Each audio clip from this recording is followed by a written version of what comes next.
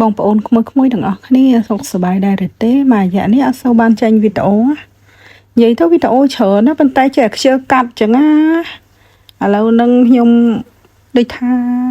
បន្ថយដៃហើយបងប្អូនហើយចាថ្ងៃនេះមកផុសវីដេអូមកបន្តិចដោយសារតែមានបងស្រីដែលគាត់ជា fan ជាទីស្រឡាញ់របស់ខ្ញុំណាគាត់បាន comment សួរនៅខាងក្រោមរូបភាពរបស់អាយុមីព្រោះអាយុមីកាន់មឹកហើយចឹងទៅគាត់ចូលមក comment សួរថាអាហ្នឹងណាមឹកជួឬក៏មឹកមែនតែនមឹកមែនតែនឬក៏ជួគាត់ថាចឹងណាចាបងមឹកហ្នឹងមឹកមែនតែនដែរបងគេស្ងោហើយចាមិនដែរបងធំហ៎ល្អហ៎គេដាក់ក្លាសេតកមកគេផ្ញើមកឲ្យតាំងពីខេត្តជីបាមកគាត់ធ្វើការនៅរោងចក្រត្រីមានទាំងត្រីត្រីសមុទ្រណាហើយមានទាំងមឹកមានទាំងប្រគាចាមានទាំងខ្ចៅខ្យងអញ្ចឹងណាចាមកក្មេងខ្ញុំគាត់មើលឡើងភ្លឹកបងប្អូនហើយចាខ្ញុំចង់បញ្ជាក់ឲ្យគាត់ផ្ញើមកហ្នឹងគឺមិនមែនថាអត់ឲ្យលុយគាត់ទេគឺឲ្យចាខ្ញុំភ្លេចហើយប្រហែលនេះដូចជាង 10000 យេនណាចា5ក្បាលហ្នឹងហ៎5ក្បាលហ្នឹងជាង 10000 យេនហើយជាជិត$100ហ្នឹងចា5ក្បាលហ្នឹងណា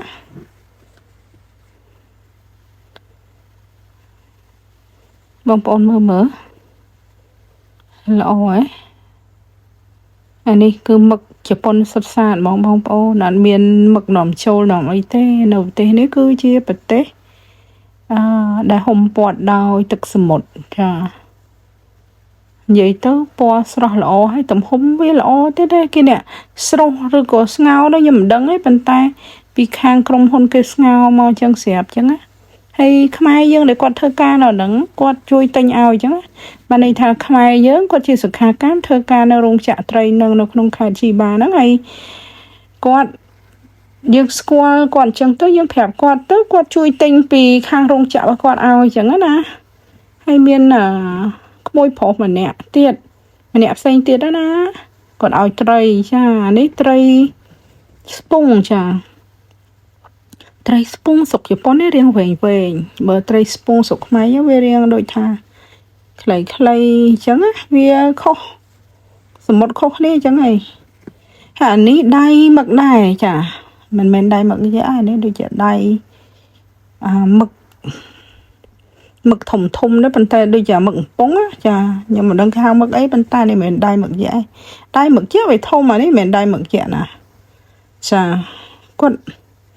ឲ្យតែដៃមឹកយៈហ្នឹងអាដៃមឹកហ្នឹងបាទនេះបានចាញ់លុយនេះដូចខ្ញុំប្រាប់បងប្អូនចឹងថា5ឲ្យ6នេះខ្ញុំភ្លេចនេះបងប្អូនរាប់មើល5ឲ្យ6ចង់វិញខ្លួនឯងមិនហីខ្ញុំ5ហ៎$100ចាំយើងគិតលុយខ្មែរមកណាបងប្អូន400000 400000ចឹងមួយជិត100000ដែរចាហើយមានត្រីមានដៃមឹកចាដៃមឹកនោះគាត់បកកមកវាគាត់អត់ទៅស្ងោរឯងខ្ញុំនឹងស្រុះវាឲ្យឆ្អិន 50% ហើយខ្ញុំនឹងបកកនេះដៃមឹកចាគាត់ខ្លះសេមករឹងហ្មងមានជាតិកកជាប់ពណ៌វាអញ្ចឹងឯងដោយសារយើងអត់តាន់ស្រុះចាសិតស្បៀងចានៅជប៉ុនអីវ៉ាន់ថ្លៃនៅលក់តាមផ្សារ supermarket អញ្ចឹងបើយើងស្គាល់អ្នកធ្វើការនៅរោងចក្រខាងត្រីឬខាងអ្នកស្គាល់អ្នកដាំបន្លែអីនៅចំការធំអីយើងអាចប្រាប់គាត់ទៅម៉ែខ្មែរយើងក៏ទិញផ្ញើឲ្យចានេះខ្ញុំនេះខ្ញុំដកខ្យល់វាខ្ញុំខ្ចប់ហើយយកទៅបកកមានត្រីមានអីចាដៃមឹកអីខ្ញុំស្រុះវាឡើងស្អាតបងប្អូនចង់ឃើញដៃមឹកទេដៃមឹកហ្នឹង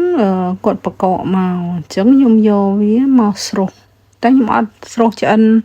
100% ទេខ្ញុំស្រុះវាឆ្អិនប្រហែល 50% ប៉ុណ្ណោះដើម្បីខ្ញុំ